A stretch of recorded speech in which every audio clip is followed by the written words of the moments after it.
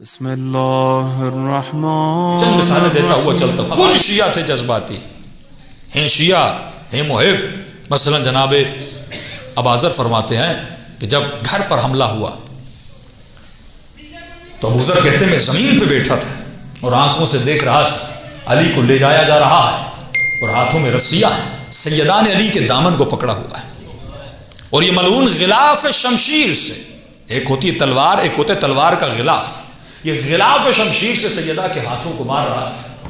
ہم سب علی کی نگاہوں میں نگاہیں ڈال کے کھڑے تھے کہ یہاں اشارہ ہو اور ہم تلوار اٹھائیں، لیکن فرمایا علی نے اشارہ دیا کہ اب یہ صبر کا وقت ہے، تلوار اٹھانے کا وقت نہیں ہے. لیکن وہاں پہ ایک تھا جس کا نام ہے زبیر،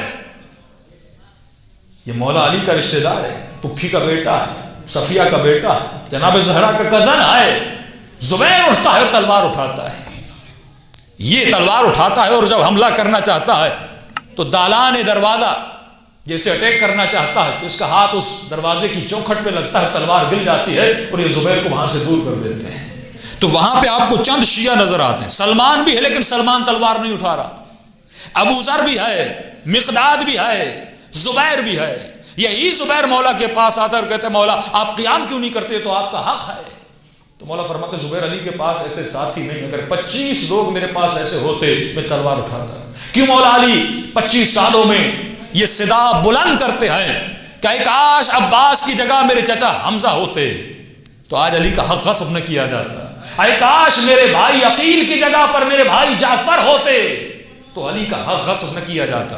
یعنی بھائی تو ہے لیکن ایسا بھائی نہیں جیسا جعفر ہے، چچا تو ہے لیکن ایسا چچا نہیں جیسے جناب حمزہ تھے. یعنی خود بنو ہاشم نے مولا کا ساتھ چھوڑ دیا تھا. زبیر بھی بنو ہاشم میں سے ہے. 6 مہینے تک زبیر نے بیعت نہیں کی، 6 مہینے تک بنو ہاشم نے بیعت نہیں کی، لیکن بنو ہاشم میں سے کسی کو پکڑا نہیں گیا کیونکہ جانتے تھے ان میں اتحاد ہے، اگر پکڑیں گے تو پورے بنو ہاشم سے جنگ ہو جائے گی. لیکن یہ بھی جانتے تھے کہ علی کا ساتھ پورے بنو ہاشم نے چھوڑ دیا ہے. بنو ہاشم بھی مولا کے غربت علی ابن ابی طالب یہ تھی کہ اپنوں نے مولا کا ساتھ نہیں دیا، اپنا بھائی ہے اس نے ساتھ نہیں دیا، اپنے رشتہ دار ہیں انہوں نے ساتھ نہیں دیا. 6 مہینے کے بعد سب پلٹ کے چلے جاتے ہیں. تو یہ ولایت پذیری آپ سمجھتے ہیں کہ جس طرح آج مولا علی کو آپ معصوم مانتے ہیں، جس طرح آپ آج مولا علی کو امام مانتے ہیں تو اس زمانے کے لوگ امام مانتے تھے. جنگ صفین والے 99% وہ شیعہ اور آج کا شیعہ دونوں کی اصطلاح میں فرق ہے. اس زمانے میں شیعہ کس کو کہا جاتا تھا؟ جو شیخین کو مانتے تھے، یعنی جناب ابوبکر اور عمر کو مانتے تھے، اس کے بعد خلافت عثمان کو نہیں مانتے تھے اور خلافت عثمان کی جگہ پہ علی ابن ابی طالب کو مانتے تھے. یہ شیعہ کہلاتے تھے 99%. اور جنگ صفین میں جتنے لوگ تھے وہ معتقد تھے شیخین پر، اس کے بعد عثمان کی خلافت کو نہیں مانتے تھے اور مولا علی کی خلافت کو مانتے تھے.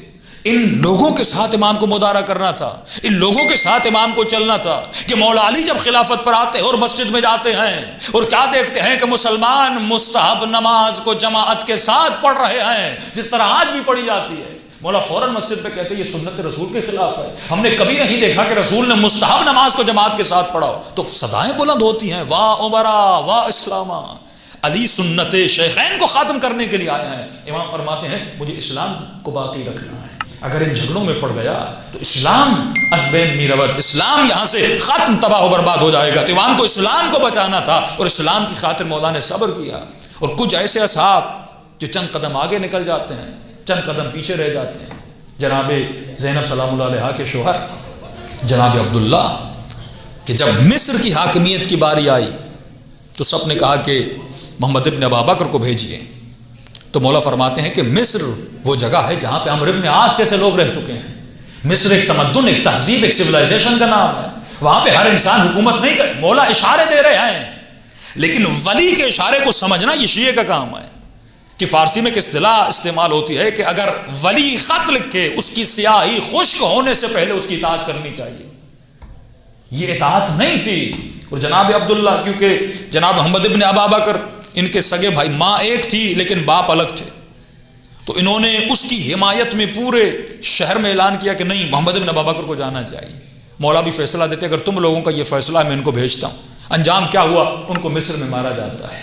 مولا اس فیصلے کی حمایت میں نہیں تھے کہ ان کو بھیجا جائے. مولا حسن کے صحابی کتنے عظیم صحابی ہیں، دعا یہ کریں کہ خدا عاقبت بخیری نصیب کرے.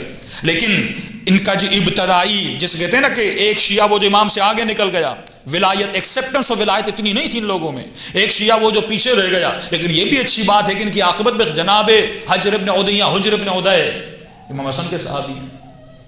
جب مولا حسن صلح کرتے ہیں تو امام حسن سے ملنے آتا ہے، کہتا ہے السلام علیک یا مذل المؤمنین، اے مومنوں کو ذلیل کرنے والے امام، آپ نے صلح کر کے ہمیں ذلیل کر دیا. پھر امام بٹھاتے ہیں، امام اسے سمجھاتے ہیں، امام اسے بتاتے ہیں، پھر ایکسیپٹ کرتا ہے. درجہ ان کا بہت بڑا ہے، لیکن شروع میں وہ ایکسیپٹنس آف ولایت نہیں تھی. جس طرح جناب اور تھے، جناب اور امام حسین کا احترام کرتے تھے بے نسبت نواس رسول، نہ کہ اس کو امام مانتے تھے.